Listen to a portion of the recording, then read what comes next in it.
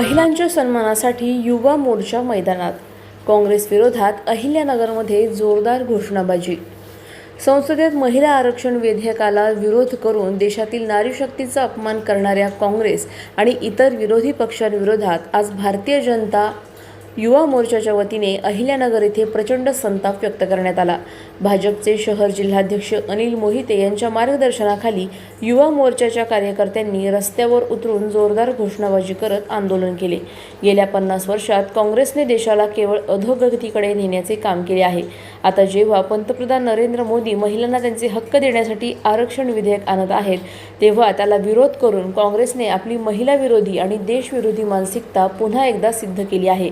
हा केवळ राजकीय विरोध नसून तो देशातील प्रत्येक मातेचा आणि भगिनीचा अपमान आहे.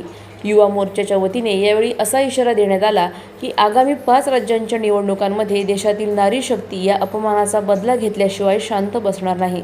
काँग्रेस आणि त्यांच्या मित्रपक्षांचा या निवडणुकांमध्ये पूर्णपणे सुपडा साफ होईल, असा ठाम विश्वास ॲडव्होकेट रुद्रेश अंबाडे यांनी व्यक्त केला. पंतप्रधान नरेंद्र मोदी हे महिलांना न्याय मिळवून देण्यासाठी कटिबद्ध आहेत. भविष्यात मोदी सरकार पुन्हा नव्या जोमाने आणि पूर्ण बहुमताने हे विधेयक संसदेत मांडून नक्कीच पारित करेल, अशी खात्री अनिल मोहिते यांनी यावेळी दिली. या आंदोलनात भारतीय जनता युवा मोर्चाचे जिल्हा पदाधिकारी, शहराध्यक्ष आणि शेकडो तरुण कार्यकर्ते सहभागी झाले होते. आंदोलनाच्या शेवटी काँग्रेस आणि विरोधी पक्षांच्या धोरणाचा निषेध करण्यात आला. प्रतिनिधी स्वामी गोसावी, न्यूज 24 घडामोडी, अहिल्यानगर. नुकतेच देशाच्या संसदेमध्ये नारी शक्तीवंदन विधेयक, सुधारणा विधेयक हे मांडण्यात आलं होतं. पण त्या विधेयकाच्या विरोधात तृणमूल काँग्रेस, सपा, बसपा या विरोधी पक्षांनी मतदान करून ते विधेयक रद्द केलेलं आहे. आणि एक प्रकारचा आसुरी आनंद ते विधेयक रद्द करून ते आनंद व्यक्त करत आहेत. वास्तविक पाहता नारी शक्तीच्या पंखांना बळ देण्याच्या ऐवजी त्यांचं पंख छाटण्याचं काम व त्यांच्या आत्मसन्मानाला ठेच पोहोचवण्याचं काम काँग्रेस व विरोधी पक्षातून करण्यात आलेलं आहे. त्या घटनेचा प्रथमतः अहिल्यानगर शहर भाजपच्या वतीनं, युवा मोर्चाच्या वतीनं व समस्त आमच्या नारी शक्तीच्या वतीनं आम्ही प्रथमतः निषेध व्यक्त करतो. एकीकडे सांगायचं या देशाच्या पंतप्रधान आम्ही महिला केल्या, राष्ट्रपतीपदी महिला आम्ही बसवल्या आणि एकीकडे महिलांच्या आत्मसन्मानाला ठेच पोहोचवण्याचं काम या काँग्रेसच्या वतीनं आणि त्यांच्या सहकाऱ्यांच्या वतीनं करण्यात आलेलं आहे. वास्तविक पाहता आपण बघतोय की एकीकडे पंतप्रधान नरेंद्र मोदी यांच्या मार्गदर्शनाखाली महिलांना संसदेमध्ये प्रतिनिधित्व द्यायचं काम भारतीय जनता पार्टी आणि मित्रपक्षांच्या वतीने करण्यात येत असून अशा नारी सन्मानाच्या विधेयकाला विरोध करून काँग्रेस त्यांची नीच पातळी दाखवून दिली आहे.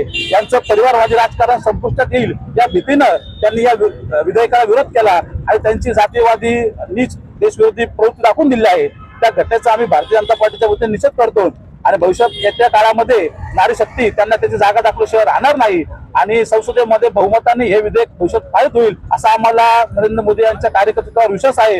आणि भविष्यामध्ये आमच्या सर्व ज्या मागण्या आहेत त्या पूर्ण होतील असा आम्हाला ठाम विश्वास आहे. भविष्यात हे विधेयक पास झाल्यानंतर काँग्रेसचा तोंड काळा होणारच आहे. त्या घटनेचा आम्ही आज भारतीय जनता पार्टीच्या वतीने निषेध व्यक्त करतो आणि आज या ठिकाणी उपस्थित सर्व नारी शक्तीला वंदन करतो. धन्यवाद. जय श्रीराम.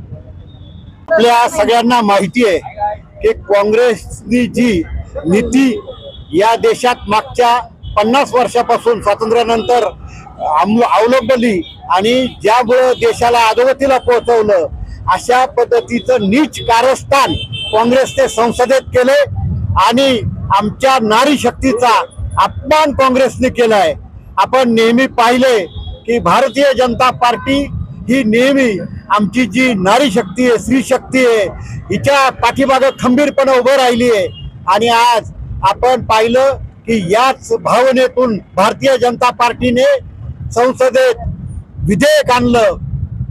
एक तात्कालीन अधिवेशन घेऊन, तातडीचं अधिवेशन घेऊन महिला विधेयक सादर केलं आणि आपण सगळ्यांनी संसदेतला गोंधळ पाहिला. काँग्रेस असेल, तृणमूल काँग्रेस असेल, DMK असेल आणि इतर काही त्यांच्या इंडिया आघाडीतले जे घटक आहेत, यांनी हे विधेयक हाणून पाडण्यासाठी निकराची लढाई दिली.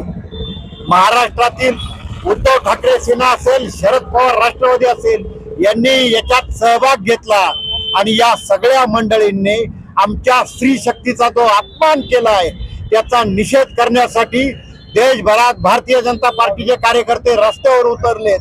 आणि आम्हाला नक्की खात्री आहे की ज्या काँग्रेसने आमच्या नारी शक्तीचा, स्त्री शक्तीचा, आमच्या आदिमातेचा अपमान केला आहे, त्याला हे आमची स्त्री शक्ती धडा शिकवल्याशिवाय राहणार नाही. आणि 4 मेला आपल्याला सगळ्यांना या 5 राज्यात काँग्रेस संपलेली दिसेल आणि काँग्रेस ही त्यांची शेवटची घटका मोजती आहे. आम्हाला नक्की खात्री आहे की पुढच्या काळात एक मोठं बहुमत घेऊन आम्ही हे विधेयक पास करू आणि कायम नारी शक्तीचा सन्मान करून त्यांच्या पाठीमागे खंबीरपणे उभे राहू. अहिल्यानगर शहर जिल्हा भारतीय जनता पार्टीच्या वतीने, आमच्या महिला मोर्चाच्या वतीने, आमच्या युवा मोर्चाच्या वतीने आज आम्ही हे निषेध आंदोलन करत आहोत. आणि आम्ही काँग्रेसचं नेतृत्व राहुल गांधी, सोनिया गांधी, खरगे यांचा निषेध करत आहोत. या ठिकाणी आज आपण पाहतो आहोत संसदेमध्ये 33% आरक्षण मिळवण्यासाठी भारतीय जनता पार्टी ही सतत कटिबद्ध असते. गेली 50 वर्ष ज्या काँग्रेसने भारतीय जनता पार्टी म्हणून नव्हे तर महिलांचा सन्मान करायला हवा होता, तो महिलांचा सन्मानच त्यांनी हाणून पाडलेला आहे. प्रत्येक वेळेस वेगवेगळ्या प्रकारे ते महिलांना खाली खेचण्याचं काम करतायत. आम्हाला या ठिकाणी विश्वास आहे की आम्हाला पंतप्रधान मोदीजी आणि आमची भारतीय जनता पार्टी महायुतीचे सर्व सरकारचे लोक या ठिकाणी आमच्या पाठीशी आहेत. महिलांचा अपमान हे कदापिही सहन करणार नाही आणि आम्ही त्या ठिकाणी भारतीय जनता पार्टीच नाही तर सर्व महिलांच्या वतीने आम्ही या ठिकाणी हा निषेध नोंदवलेला आहे. काँग्रेस सरकार ज्या वेळेस अस्तित्वात होतं त्या देखील महिलांच्या पाठीशी उभे नव्हते आणि आजही ते आमच्या पाठीशी उभे राहत नाही. या ठिकाणी महिला त्यांना नक्कीच या ठिकाणी धडा शिकवतील आणि महिलांचं जे 33% आरक्षण आहे ते आम्ही येत्या 29च्या लोकसभेत आम्ही निश्चितपणे ते आणण्याचा प्रयत्न करू आणि आम्ही त्या ठिकाणी 33% आरक्षण मिळवून महिलांना सन्मानित करण्याचा प्रयत्न करू असं आश्वासन देते. आणि महिला या सतत सक्षम आहेत. मोदीजी आमच्या पाठीशी आहेत. निश्चित आम्हाला न्याय मिळेल आणि आम्हाला संसदेत जाण्याची संधी मिळेल. 33% आरक्षणाचा आम्ही लाभ घेऊ शकू. अशाच बातम्यांचा आढावा घेण्यासाठी आजच आपल्या YouTube चॅनलला सबस्क्राईब करा.